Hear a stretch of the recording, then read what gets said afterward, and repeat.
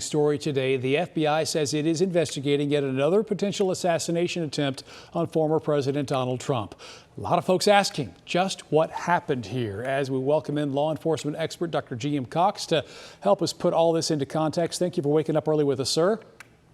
Oh, glad to be here, Mark. Thank you. We know that Secret Service faced quite a bit of criticism after the attempt on the former president back in July. Does this situation highlight more potential weak spots? No, I think, you know, what I've always said, the Secret Service has to be dead on 100% of the time. A shooter only has to be lucky once. So they're constantly scanning. The fact that this agent saw that threat from his position and where that shooter was, a potential shooter, I think it was a good result, and the system worked.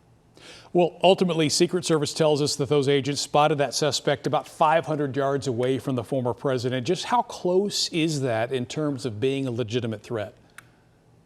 Well, 400 to 500 yards with an AK with a scope on it, that's nothing. So don't know what his shooting skills were.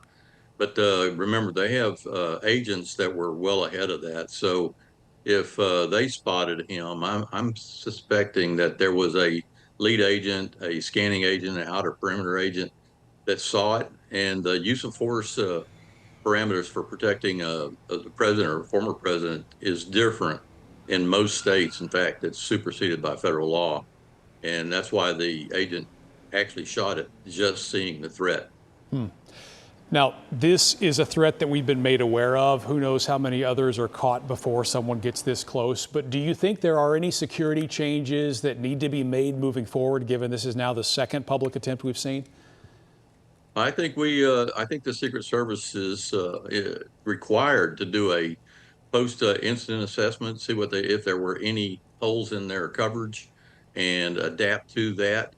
Obviously, former President Trump plays at this golf course. He's known to be there regularly. So it appears to me that the Secret Service needs to do a little bit of beefing up on a known location, and so that they can control. And I would be cutting up all those shrubs, not out, but cutting them up so you can see better, see through them.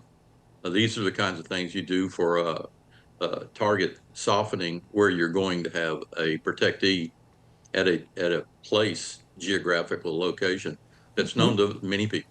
We saw in the aftermath of July's attempt that pressure on the Secret Service ends up with their director resigning. Just based on what you know about the situation, do you think there's going to be a similar level of public scrutiny on this, or do you think this is, really, when it's all said and done, a big win?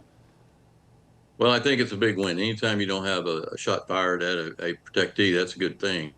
The threat itself needs to be assessed, needs to be evaluated based on what was their coverage that day, what's their protective coverage plan, did it work? If it did work, then great.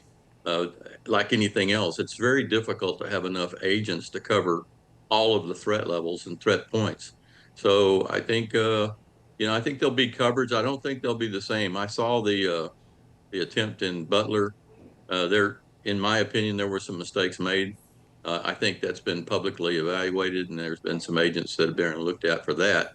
And there'll continue to be an assessment. But in this case, I think you saw the result was the lone wolf did not have an opportunity to shoot at the president from other than a 500-yard shot. And there's no given on that. Yeah. That would still require some skill sets. Still a lot more to learn, but appreciate your insight this morning. Dr. G.M. Cox, thanks for waking up early with us.